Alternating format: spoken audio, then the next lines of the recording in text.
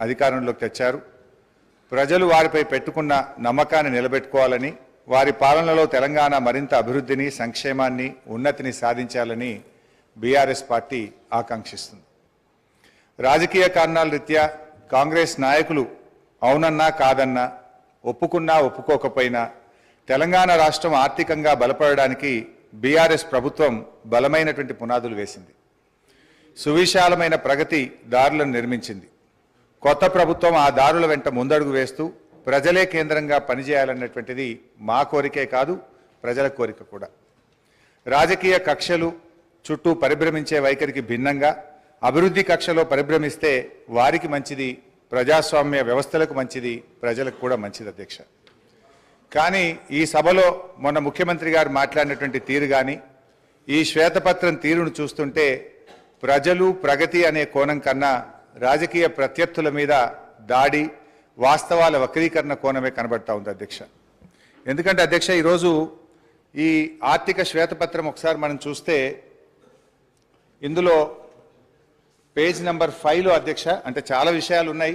మాకున్న కొద్ది సమయంలో, ఎందుకంటే ఈ దేశంలోని అనేక రాష్ట్రాల వివరాలు చాలా కన్వీనియంట్గా వాళ్ళకు అవసరమైనటువంటివి ఇందులో పొందుపరిచే ప్రయత్నం చేసినారు.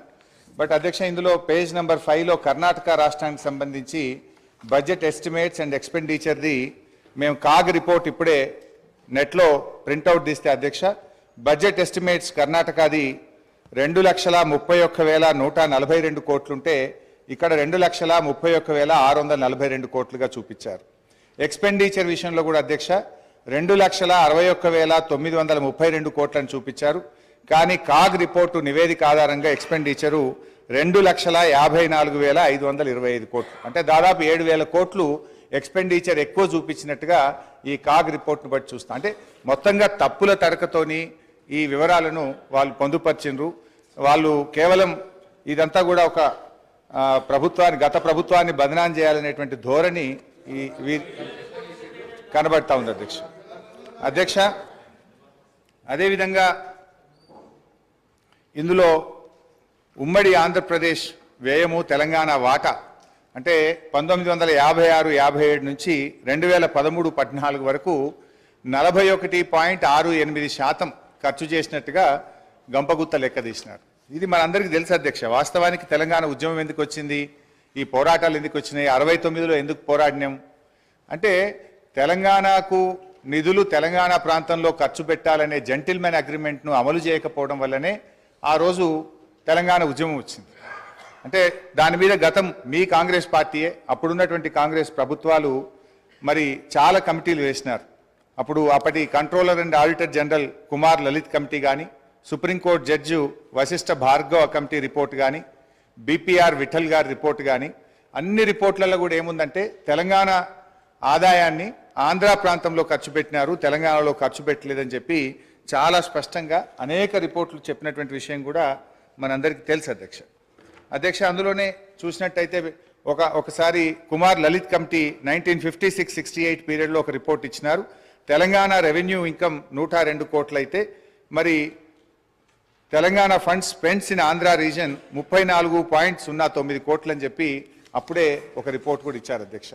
అదేవిధంగా వారు మరి జస్టిస్ భార్గవ కమిటీ రిపోర్ట్లో కూడా ఆ వివరాలన్నీ కూడా తేల్చారు. అంటే ఇది నేను ఎందుకు చెప్పే ప్రయత్నం చేస్తున్నా అంటే ఇక్కడ మీరు 41.68% తెలంగాణలో ఖర్చు పెట్టారు అని ఏ లెక్కలైతే చూపించారో ఇది శుద్ధ తప్పు.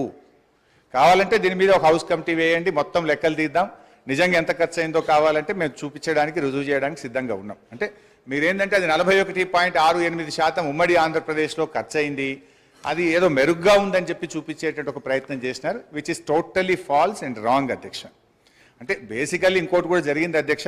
నాకు తెలిసిన సమాచారం మేరకు ఈ రిపోర్ట్ ఇదంతా కూడా ఇది ఎవరు తయారు చేసిండ్రు, మీకు తెలంగాణ అధికారుల మీద నమ్మకం లేక మన ముఖ్యమంత్రి గారి పాత గురువు గారి శిష్యులు, ఒక రిటైర్డ్ ఐఏఎస్ అధికారి, ఒక సస్పెండ్ అయినటువంటి ఫైనాన్స్ డిపార్ట్మెంట్ ఆంధ్రప్రదేశ్ అధికారులను పెట్టి ఇదంతా ఒక కుక్కుడప్ స్టోరీ తయారు చేసి ఇది ప్రజల ముందు పెట్టేటువంటి ప్రయత్నం చేస్తూ ఉన్నారు.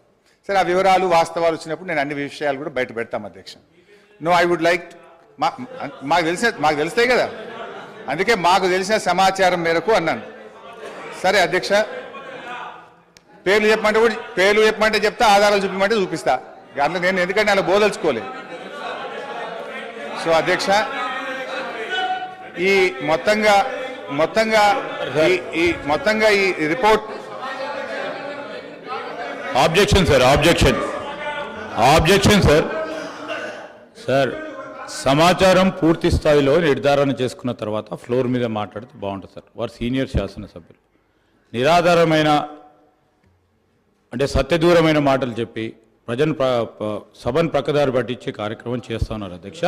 I would like to request use అధ్యక్ష, ఈరోజు లెక్కల తప్పు ఉంటే తప్పకుండా తప్పో ఒప్పో మా ఫైనాన్స్ మినిస్టర్ గారు తప్పకుండా చెప్తారు. కానీ ఎవరో ప్రిపేర్ చేశారు, ఎవరో ముందు పెట్టారు, ఏదో అపోగలదు. I request honourable member to withdraw the word sir, otherwise expunge from the records. ఇక్కడ సార్ పేర్లు చెప్పమంటారా? మరి పేర్లు కూడా చెప్పమంటారా?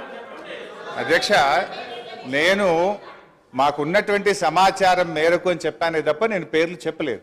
సో అది ఒకవేళ తప్పైతే మీ సమాధానంలో తప్పని చెప్పండి. నేను I stand on my word అధ్యక్ష. అయితే ఈ రిపోర్ట్లో అధ్యక్ష, ముఖ్యంగా ఈ మొత్తం రిపోర్ట్ చూస్తే అధ్యక్ష, అంటే వాళ్ళు బేసికల్లీ ఏ అంశాల్లో అయితే ప్రభుత్వాన్ని తప్పుపట్టచ్చో లేదా గత ప్రభుత్వాన్ని తప్పుపట్టచ్చో, ఏ అంశాల్లోనైతే మనము మెరుగ్గా ఉన్నామని చెప్పే ప్రయత్నం చేసినారో ఒక కన్వీనియంట్గా దీన్ని తయారు చేసినారు. చాలా రంగాల్లో తెలంగాణ రాష్ట్రం అద్భుతమైనటువంటి గత 10 సంవత్సరాల్లో ప్రగతిని సాధించింది. అనేక విషయాల్లో కూడా మనం చాలా మెరుగ్గా ఉన్నాం అధ్యక్ష. కానీ వీళ్ళు తయారు చేసినటువంటి పట్టికలు చూస్తూ ఉంటే అధ్యక్ష, ఏవైతే వాళ్ళకి కన్వీనియంట్గా ఉంటాయో వాటిని చూపించేటువంటి ప్రయత్నం చేసినారు. నార్మల్గా అప్పులను ఎట్లా చూస్తామంటే డెట్ టు జిఎస్డిపి రేషియో చూస్తుంటాం. కానీ ఇక్కడ డెట్ టు జిఎస్డిపి రేషియో టేబుల్ను ఇందులో పెట్టకుండా డెట్ టు రెవెన్యూ రిసిప్ట్స్ చూపించే ప్రయత్నం చేసినారు.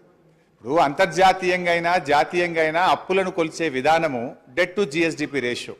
కానీ ఇందులో ఆ టేబుల్ని ఎక్కడ కూడా చూపించకుండా డెట్ టు రెవెన్యూ రిసిప్ట్స్, అది కూడా ఒక కరోనా ఇయర్ 2021-22 కరోనా సంవత్సరాన్ని తీసుకొని దాని ప్రకారంగా ఇక్కడ చూపించేటువంటి ప్రయత్నం చేసినారు.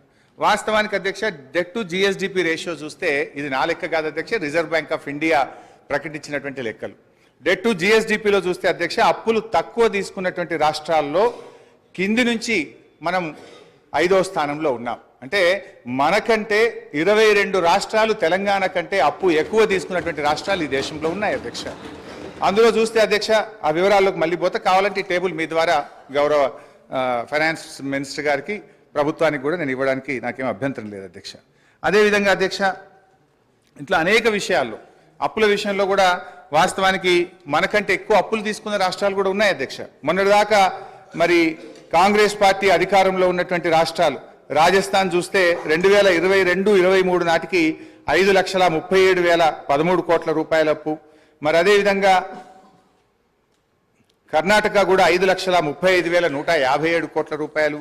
కానీ ఇవన్నీ ఏంటంటే వాళ్ళు ఆ డెట్ టు జిఎస్డిపి రేషియోలో కానీ ఆ సంఖ్య పరిమాణం కానీ చూపించకుండా ఒక కన్వీనియంట్గా ప్రజల్ని తప్పుదో పట్టించే విధంగా ఒక కుక్డప్ స్టోరీ తయారు చేసే ప్రయత్నం చేసినారు అధ్యక్ష.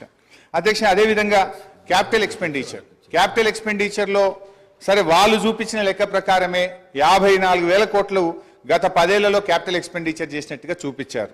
కానీ తెలంగాణ రాష్ట్ర ప్రభుత్వం వచ్చిన తర్వాత గత 9 ఏళ్లలో 3,36,916 కోట్ల రూపాయల క్యాపిటల్ ఎక్స్పెండిచర్ జరిగింది. కానీ దీన్ని చూపించే ప్రయత్నం చేయరు. అంటే ఇలా ఎంత క్యాపిటల్ ఎక్స్పెండిచర్ జరిగింది, ఎటుపోయింది డబ్బంతా కూడా అంటే రేపు రాష్ట్ర అవసరాల కోసం, రేపటి భవిష్యత్ తరాల కోసం మేము ఆస్తుల కల్పన చేసేటువంటి ప్రయత్నం చేసినాం.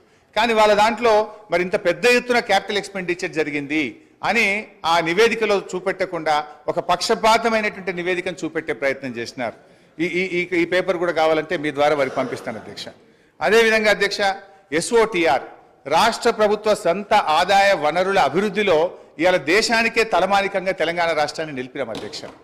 ఇవాళ దక్షిణ భారతదేశంలో 15.6% వృద్ధి రేటులో తెలంగాణలో స్వంత ఆదాయ వనరుల వృద్ధిలో ఈ దేశంలో తెలంగాణ నంబర్ 1 స్థానంలో నిలిపిన దాన్ని ఎక్కడ ఇందులో చూపించేటువంటి ప్రయత్నం చేయలేదు అధ్యక్ష. నా దగ్గర 2015-16 నుంచి 2020-21 వరకు SOTRలో రాష్ట్రాల ఆదాయాల వృద్ధిని మరి CAG రిపోర్ట్ అధ్యక్ష, ఇది CAG ఇచ్చినటువంటి రిపోర్ట్ ప్రకారంగా 11.5%తో 2020-21 నాటికి తెలంగాణ మరి మేజర్ స్టేట్స్లో ప్రథమ స్థానంలో ఉన్నటువంటి పేపర్ కూడా మీ ద్వారా వారికి పంపిస్తాం అధ్యక్ష. అంటే మన ఆదాయం ఎట్లా పెరిగింది, మన ఆస్తుల కల్పన ఎట్లా పెరిగింది, మన క్యాపిటల్ ఎక్స్పెండిచర్ ఎట్లా చేసినాము అవేవి చూయించకుండా కన్వీనియంట్గా ఒక మిస్లీడ్ చేసేటువంటి ప్రయత్నం ఈరోజు ప్రభుత్వం చేస్తూ ఉంది అధ్యక్ష. అట్లే మెడికల్ అండ్ హెల్త్ దాని విషయంలో కూడా ఏదో మనం తక్కువ ఖర్చు పెట్టామని. వాస్తవానికి అధ్యక్ష మెడికల్ అండ్ హెల్త్ విషయంలో చూస్తే 2014-15లో మన రాష్ట్ర బడ్జెట్ 2432 కోట్లుంటే ఈ సంవత్సరం మన బడ్జెట్లో పెట్టింది 12,161 కోట్లు, అంటే దాదాపు 6 రెట్లు పెంచినాం అధ్యక్ష. అట్లా డీటెయిల్గా ఇయర్ వైజ్ కూడా ఉంది అధ్యక్ష. 2014-15లో 2432 ఉంటే 15-16 3,344, 16-17 5,130. I don't want to take much time, but finally 12,161 కోట్ల రూపాయలు పెట్టి వైద్య ఆరోగ్య రంగంలో అద్భుతమైనటువంటి ప్రగతిని మనం సాధించినాం అధ్యక్ష. అదేవిధంగా అధ్యక్ష ఇందులో కొన్ని కారణాలు కూడా ఉన్నాయి. వీళ్ళు ఏంటంటే ఎంతసేపు అప్పులు పెరిగినాయని చెప్పి ఒక బురద జల్లేటువంటి ప్రయత్నం చేస్తూ ఉన్నారు. ఇలా కరోనా వచ్చింది అధ్యక్ష. కేంద్ర ప్రభుత్వమే కొన్ని ప్రత్యేక పరిస్థితుల్లో కరోనా వచ్చిన 2 ఆర్థిక సంవత్సరాల్లో అన్ని రాష్ట్రాలని, దేశంలోని అన్ని రాష్ట్రాల్లో కూడా మీరు మరి మీ ఆదాయం తగ్గింది కనుక మీ రుణ పరిమితికి మించి మరి డబ్బు తీసుకొని రాష్ట్రంలో క్యాపిటల్ ఎక్స్పెండిచర్ చేయండి అని చెప్పి కేంద్ర ప్రభుత్వం వెసులుబాటు కల్పించింది అధ్యక్ష. దాంట్లో చూస్తే అధ్యక్ష డిస్కామ్ లోన్స్, ఈ డిస్కామ్ లోన్స్ కేంద్ర ప్రభుత్వం తీసుకోవడం ద్వారా అవి 8,923 కోట్ల రూపాయలు మన అప్పుల్లో జమ చేయడం జరిగింది. అదేవిధంగా ట్యాక్స్ డెవల్యూషన్లో 2019-20 సంవత్సరంలో ట్యాక్స్ డెవల్యూషన్ మీకు ఒక హక్కుగా రాష్ట్రాలకు వచ్చేటువంటి డబ్బు ఈ సంవత్సరం ఇవ్వలేకపోతున్నాం కనుక 1,435 కోట్ల రూపాయల్ని మీరు FRBMలో భాగంగా తీసుకోమని చెప్పారు అధ్యక్ష. అదేవిధంగా 2019-20లో ఫైనాన్స్ కమిషన్ కూడా 0.25% FRBMలో అదనంగా తీసుకోవడానికి అనుమతి ఇచ్చింది అధ్యక్ష. అదేవిధంగా 2020-21లో కరోనా సంవత్సరంలో 1.75% FRBMలో అదనంగా తీసుకోవడానికి, అంటే 17,558 కోట్లు మరి కరోనా వచ్చి దేశంలో ఆర్థిక మాంద్యం ఏర్పడింది. మరి మళ్ళీ ఆర్థిక వ్యవస్థ మెరుగుపడాలంటే దేశంలోని అన్ని రాష్ట్రాలు కూడా మీరు FRBMలో అదనంగా రుణాలు సేకరించి క్యాపిటల్ ఎక్స్పెండిచర్ మీద ఖర్చు పెట్టమని చెప్పి కేంద్ర ప్రభుత్వం వెసులుబాటు కల్పిస్తే ఇది ఒక 17,558 కోట్లు అదనంగా వచ్చింది అధ్యక్ష. అదేవిధంగా అడిషనల్ లోన్స్ ఆన్ 1%, ఇది 2021-22లో కూడా కరోనా సందర్భంగా మరో 10,784 కోట్లు. మొత్తంగా కేంద్ర ప్రభుత్వమే రాష్ట్రాలను